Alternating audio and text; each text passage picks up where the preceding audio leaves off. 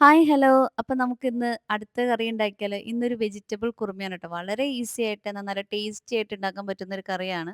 അപ്പോൾ വെളിച്ചെണ്ണയൊക്കെ ചൂടായി വന്നപ്പോൾ നമ്മുടെ മുഴുവൻ മസാലകളെല്ലാം ഞാൻ ഇട്ട് കൊടുത്തിട്ടുണ്ട്. നമ്മുടെ കറുവപ്പട്ട, ഏലക്കായ, ബേ ലീഫ്, ഗ്രാമ്പൂ അതെല്ലാം ഒരു 2, 3 അളവിലൊക്കെ വെച്ച് ഇട്ട് കൊടുത്തിട്ടുണ്ട്. അതെല്ലാം ഒന്ന് പൊട്ടി വന്നപ്പോൾ ചോപ്പറിൽ അരിഞ്ഞ് നല്ല കുരുകുരുന്നനെ അരിഞ്ഞെടുത്ത സവാളയും പച്ചമുളകും ഇട്ട് കൊടുത്തിട്ടുണ്ട് കേട്ടോ. അതെല്ലാം വാടി വരാനായിട്ട് ആവശ്യത്തിന് ഉപ്പ് ഇട്ട് കൊടുത്തിട്ടുണ്ട്. നമ്മളുടെ ഈ ഒരു കറിയുടെ എരിവെന്ന് പറയുന്നത് പച്ചമുളക് തന്നെയാണ് കേട്ടോ. കാരണം ഈ കറി നല്ല യെല്ലോ കളറിലിരിക്കുന്ന ഒരു കറിയാണ്. അപ്പോൾ അതുകൊണ്ട് തന്നെ നമ്മൾ മുളക് പൊടിയോ, കുരുമുളക് പൊടിയോ ഒന്നും ചേർക്കുന്നില്ല. അപ്പോൾ പച്ചമുളക് നമ്മളുടെ എരിവിന് ആവശ്യമായിട്ട് തന്നെ നമ്മൾ ചേർക്കണം. അപ്പോൾ പച്ചമുളകിൻ്റെ ഒരു എരിവാണ് ഈ ഒരു കറിയുടെ ചൊടി എന്ന് പറഞ്ഞാൽ. അപ്പോൾ അതെല്ലാം കൂടി ഒന്ന് വാടി വന്നപ്പോൾ ഇഞ്ചി വെളുത്തുള്ളി പേസ്റ്റ് ഞാൻ ഇട്ട് കൊടുത്തിട്ടുണ്ട് കേട്ടോ. ഇതുപോലൊരു ഇഞ്ചി വെളുത്തുള്ളി പേസ്റ്റ് ഒരു പാക്കറ്റ് ഉണ്ടെങ്കിൽ എപ്പോഴും നല്ലതാണ്. നമ്മളിങ്ങനെ വൈകിട്ട് രാത്രി ധൃതി പിടിച്ച ഒരു കറിയൊക്കെ വെക്കുന്ന സമയത്ത് ഇങ്ങനെ ഒരെണ്ണം ഉണ്ടെങ്കിൽ കുറച്ച് ഒഴിച്ചു കൊടുത്താൽ മതിയല്ലേ. പിന്നെ ആ സമയത്ത് ഇഞ്ചിയും വെളുത്തുള്ളിയൊക്കെ ചതയ്ക്കാനും അരയ്ക്കാനൊന്നും പോകേണ്ട കാര്യമില്ല. പക്ഷെ നമ്മൾ എപ്പോഴും റിയൽ ആയിട്ട് ഇടുന്നത് തന്നെയാണ് കൂടുതൽ ടേസ്റ്റ്. എന്നാലും ചില സന്ദർഭങ്ങളിലൊക്കെ നമുക്ക് ഇങ്ങനെ ഉപയോഗിക്കാമെന്ന് മാത്രം കേട്ടോ. അപ്പോൾ അതൊക്കെ ഒന്ന് മൂത്ത് വന്നപ്പോൾ ഞാൻ പൊടികളായിട്ട് മഞ്ഞൾപ്പൊടിയും പിന്നെ ഗരം മസാല പൊടിയാണ് ഇത്തിരി ഇട്ട് കൊടുത്തിരിക്കുന്നത്. ഞാൻ നേരത്തെ പറഞ്ഞ പോലെ ഇതിൽ മുളക് പൊടിയോ കുരുമുളക് പൊടിയോ ഒന്നും ചേർക്കില്ല. ഇത് വളരെ ഈസി ആയിട്ടും വളരെ ടേസ്റ്റി ആയിട്ടുള്ള ഒരു കറിയാണ് കേട്ടോ. അപ്പൊ പൊടികളുടെ പച്ചമണമൊക്കെ ഒന്ന് മാറി വന്നപ്പോൾ നമ്മൾ ചെറുതാക്കി അരിഞ്ഞെടുത്തിട്ട് ഉരുളക്കിഴങ്ങും ക്യാരറ്റും അതിലിട്ട് കൊടുക്കുകയാണ്. ഇനിയിപ്പോൾ ഗ്രീൻ ബീൻസ് വേണമെന്നുണ്ടെങ്കിൽ ഇതിലിട്ട് കൊടുക്കാം കേട്ടോ. നമ്മൾ ഈ കഴിഞ്ഞ ഒരു ദിവസം ഗ്രീൻ ബീൻസും കപ്പയും കൂടെ മസാലക്കറി വെച്ചത് കൊണ്ടാണ് ഞാനത് ഒഴിവാക്കിയത്. പിന്നെ ഗ്രീൻ ബീൻസ് ഇല്ലാതെ തന്നെ ഈ കറിക്ക് അത്യാവശ്യം നല്ല കട്ടിയും കൊഴുപ്പും അത്യാവശ്യം കണ്ടന്റ് ഉള്ളൊരു കറിയാണിത്. അപ്പോൾ പിന്നെ അതിൻ്റെ ആവശ്യമില്ല, വേണമെങ്കിൽ ഇടാമെന്ന് മാത്രം. അപ്പോൾ ഞാൻ കഷ്ണങ്ങളൊക്കെ ഇട്ട് കൊടുത്ത് അതിനാവശ്യത്തിനുള്ള ഉപ്പും ഇട്ട് കൊടുത്തിട്ടുണ്ട്, വെള്ളം ഒഴിച്ചിട്ട് കൊടുത്തിട്ടുണ്ട് കേട്ടോ.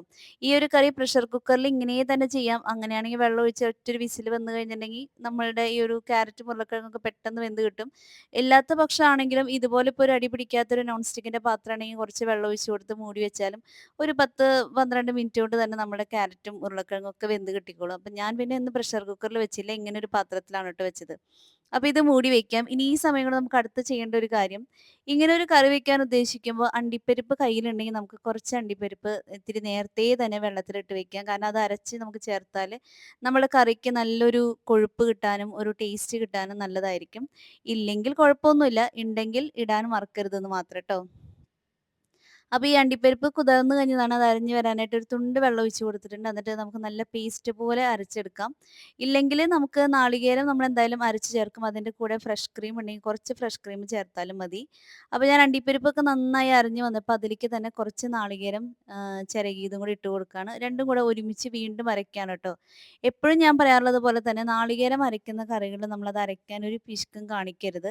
നന്നായി തന്നെ അരഞ്ഞ് കിട്ടണം. അപ്പോഴാണ് നമ്മുടെ കറികൾക്ക് നല്ല ടേസ്റ്റ് ഉണ്ടാവും. നമുക്ക് ആ ഒരു ചാറ് ഒഴിക്കുമ്പോൾ അതില് നാളികേരാണോ ഇത് അണ്ടിപ്പരിപ്പാണോ എന്നൊന്നും മനസ്സിലാവാൻ പറ്റാത്ത വിധം അത്രയും നല്ല സ്മൂത്ത് ആയിരിക്കണം അതിൻ്റെ ഒരു കൺസിസ്റ്റൻസി എന്ന് പറഞ്ഞാല്. അത് വരണമെങ്കിൽ നമ്മൾ ഈ ഒരു നാളികേരം അരയ്ക്കുന്ന പ്രൊസീജിയർ എപ്പോഴൊക്കെ ചെയ്യുന്നു അപ്പോഴൊക്കെ അതൊരു പിശുക്ക് കൂടാതെ നല്ല വെണ്ണ പോലെ തന്നെ അരച്ചെടുക്കാനായിട്ട് ശ്രദ്ധിക്കണം ട്ടോ. അപ്പൊ ഞാൻ അതെല്ലാം അരച്ചെടുത്തിട്ടുണ്ട്. അപ്പൊ ഞാൻ തുറന്ന് നോക്കിയപ്പോൾ ദേ നമ്മുടെ കഷ്ണങ്ങളൊക്കെ വെന്ത് വന്നിട്ടുണ്ട്. ഇപ്പൊ അതിൽ ഇത്തിരി വെള്ളം പോലെ ചാറ് നിങ്ങൾക്ക് കാണുന്നുണ്ട്. അത് കുഴപ്പമൊന്നുമില്ല. നമ്മളിനി അരച്ചത് ചേർക്കുമ്പോൾ അത് എന്തായാലും ടൈറ്റ് ആവും. ഞാൻ കുറച്ച് ഉരുളക്കിഴങ്ങും ക്യാരറ്റും ഒക്കെ ഒന്ന് ആ ചാറിന്റെ കൂടെ ഒന്ന് ഉടച്ചു കൊടുക്കുന്നുണ്ട് ട്ടോ. ഈ കറി ഞാൻ പറഞ്ഞ പോലെ നമുക്ക് ചപ്പാത്തിക്ക് കഴിക്കാനാണെങ്കിലും വെള്ളയപ്പത്തിന് കഴിക്കാനാണെങ്കിലും നല്ല ടേസ്റ്റാണ്. അപ്പം ഞാൻ സാധാരണ രീതിയിൽ രാത്രി ചപ്പാത്തിക്ക് കഴിക്കുന്ന ദിവസങ്ങളിൽ ഈ കറി ഉണ്ടാക്കുമ്പോൾ പിറ്റേ ദിവസം ഞാൻ വെള്ളയപ്പത്തിന് അരച്ച് വെക്കും ട്ടോ. അപ്പം നാളെ രാവിലെ നമ്മൾ മിക്കവാറും കഴിക്കുന്നത് വെള്ളയപ്പവും ഈ കറിയായിരിക്കും. അപ്പം അങ്ങനെയൊക്കെ ഒന്ന് പ്ലാൻ ചെയ്ത് വെക്കാൻ പറ്റുന്നൊരു കറിയാണ്. അപ്പോൾ ഇതുപോലെ ഒരു സ്പാച്ചില ഉപയോഗിച്ച് നമ്മൾ മിക്സിയുടെ ജാറിൽ നിന്ന് വടിച്ചെടുക്കുകയാണെങ്കിൽ നമുക്ക് നല്ല ക്ലീൻ ആയിട്ട് അത് വടിച്ചെടുക്കാൻ പറ്റും. അങ്ങനെ നമ്മൾ അടിച്ചെടുത്തിട്ടുള്ള അണ്ടിപ്പരിപ്പും പിന്നെന്താ നാളികേരം നല്ല മിക്സ് അതിൽ ചേർക്കാണ്. ഇപ്പോൾ അതിൻ്റെ ആ ഒരു വെള്ളത്തിൻ്റെ കണ്ടന്റ് ഇപ്പൊ തന്നെ ഒന്ന് ടൈറ്റ് ആവാൻ തുടങ്ങിയില്ലേ. കാരണം നമ്മൾ ചേർത്തിരിക്കുന്നത് അണ്ടിപ്പരിപ്പും ഈ നാളികേരമൊക്കെ നല്ല രീതിക്ക് നമ്മളുടെ കറീനെ ഒന്ന് ടൈറ്റ് ആക്കുന്ന കാര്യങ്ങളാണ്. ഇതിനി ഒന്ന് നന്നായി തിളച്ച് വരുമ്പോൾ തന്നെ ആ കറിയുടെ ഒരു കൺസിസ്റ്റൻസി എന്ന് പറയുന്നത് അത്യാവശ്യം നല്ല കട്ടിക്ക് തന്നെ ആയിട്ടുണ്ട് ട്ടോ. നോക്കിയേ, നേരത്തെ കണ്ട ആ വെള്ളത്തിൻ്റെ ആ ഒരു അംശമൊക്കെ മാറി നമ്മുടെ കറി നല്ല കുറുകി വന്നിട്ടുണ്ട്. ഇനി ഇതിൽ നമുക്ക് ഏറ്റവും ലാസ്റ്റായിട്ട് കുറച്ച് കറിവേപ്പിലയും കുറച്ച് പച്ചവെളിച്ചെണ്ണയും ഒഴിച്ച് കഴിഞ്ഞിട്ടുണ്ടെങ്കിൽ നമുക്ക് ഈ കറി മൂടി വെക്കാം. ഇത് ഞാൻ പറയാറുള്ള പോലെ തന്നെ ഏത് കറിയാണെങ്കിലും ഇപ്പം ഈ കറിയാണെങ്കിലും ഒരു 10, 15 മിനിറ്റൊക്കെ ഒന്ന് റെസ്റ്റ് ചെയ്തതിന് ശേഷം ഈ കറി കഴിക്കുമ്പോഴായിരിക്കും കൂടുതൽ ടേസ്റ്റ്. അപ്പോൾ ഇന്നിങ്ങനെ ഒരു കറി രാത്രി ഉണ്ടാക്കുന്നവർ മറക്കാതെ നാളെ വെള്ളയപ്പത്തിന് അരച്ച് വെക്കുകയാണെങ്കിൽ നാളെ രാവിലെ നമുക്ക് നല്ല വെള്ളയപ്പവും കുറുമക്കറിയും നല്ല അടിപൊളി പാൽച്ചായയും കൂട്ടി കഴിച്ച് കഴിഞ്ഞിട്ടുണ്ടെങ്കിൽ ബ്രേക്ക്ഫാസ്റ്റ് നല്ല അടിപൊളിയാവും ട്ടോ. അപ്പോൾ ഈ കറിയാണെങ്കിൽ നമുക്കൊരു 2 ദിവസമൊക്കെ ഫ്രിഡ്ജിൽ വെച്ച് കഴിക്കാൻ ഒരു കുഴപ്പവുമില്ല.